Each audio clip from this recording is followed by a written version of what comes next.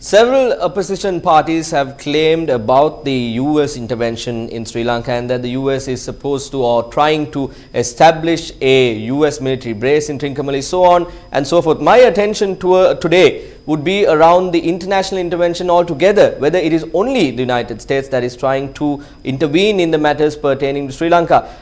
Let's take a look at the list of countries that have an interest towards Sri Lanka, and projects are being carried out in Sri Lanka. You will of course identify this flag that you see behind me. You know the projects that are being carried out by the Chinese. You know several projects in the western part of the country, the southern part of the country, and even in the eastern part of the country is being carried out by China.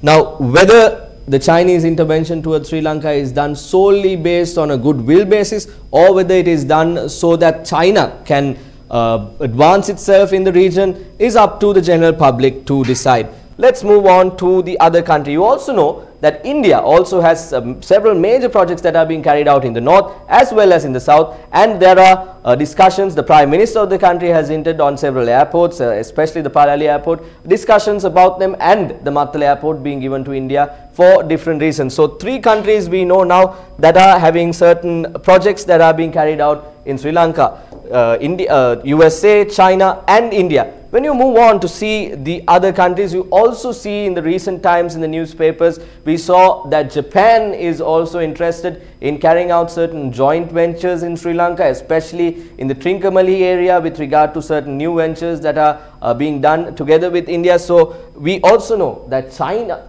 Japan and India are also trying to come into Sri Lanka and carry out various projects. Now, with all of this, we have to remember that from time and time again, people have expressed the importance of Sri Lanka being located where it is located, and the strategic importance of our country has been spoken many a time. But now we see these international superpowers coming into Sri Lanka, carrying out projects, giving us loans, giving us grants, and actually doing investments. Is this solely for the goodwill, the goodness of their hearts?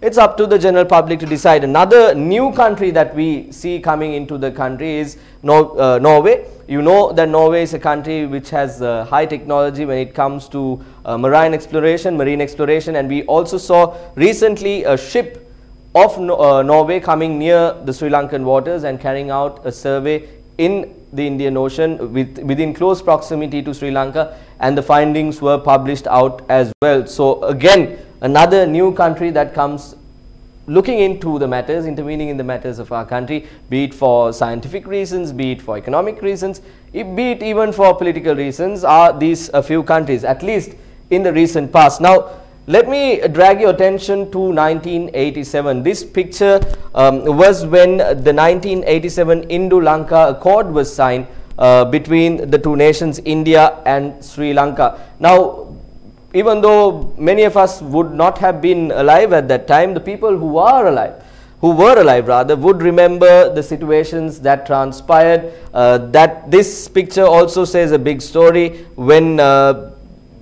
matters with India and Sri Lanka were in a troubled state. Now, with what happened, the 1987 Indo-Lanka Accord, did Sri Lanka end up to a level where it was under India, a colony of India, so to say, is once again up to the people who were alive at that time and people who have read up on the subject to understand and determine. Now, we also remember, this was reported on the Hindu back then, how IAF dropped relief supplies over Jaffna back in the day. So these matters took place.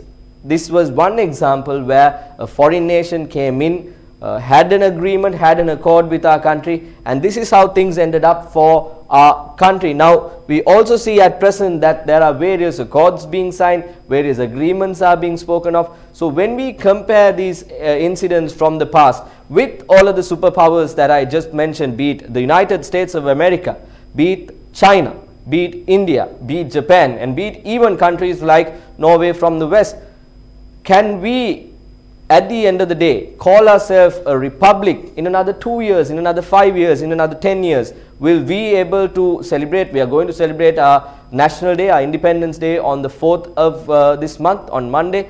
Will we in another 10 years be able to call ourselves an independent republic? That is a question that we will have to answer in the future.